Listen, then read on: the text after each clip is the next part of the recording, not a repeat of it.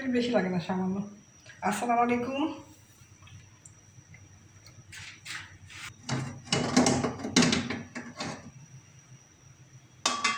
আমি বানাচ্ছি টমেটো টক মিষ্টি খাটা। এর জন্য আমার লাগবে রসুন, শুকনো মরিচ কুচি।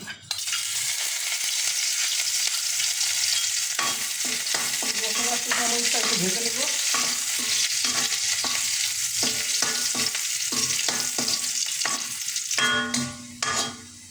শুকনো মরিচ রসুনটা ভাজা হয়ে গেছে, এবার আমি টমেটোগুলো ছেড়ে দিই।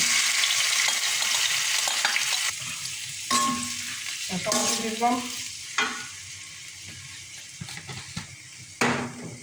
এবার দেবো লবণ পরিমাণ মতো, দিয়ে দিলাম লবণ।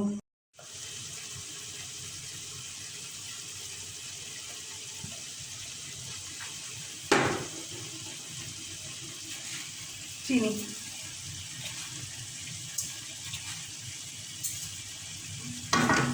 টক মিষ্টি খাটা। এই খাটা আমার আব্বা খুব পছন্দ করতেন। এই খাটা দিয়ে 1 প্লেট ভাত খাওয়া যায়, আর কিছু লাগে না সাথে। মুখে রুচি না থাকলে দিলাম 5-6 চামচ চিনি। বেশি কোনো কিছু উপকরণ না, রসুন, শুকনো মরিচ, লবণ আর চিনি, আর কোনো উপকরণ না। এখন এটা করবে।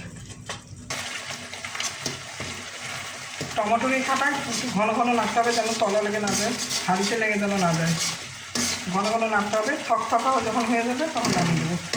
এই খাটা দিয়ে 1 প্লেট ভাত এমনি অনেক মজা করে খাওয়া যায়, আর কিছু লাগে না। মুখে রুচি না থাকলে এই খাটা দিয়ে ভাত অনেক ভালো লাগে।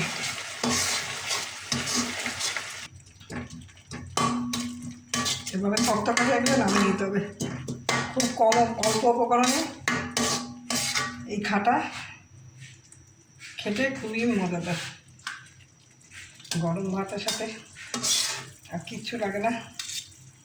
যাদের মুখে রুচি নেই তারা এই খাটা দিয়ে ভাত খেতে পারে।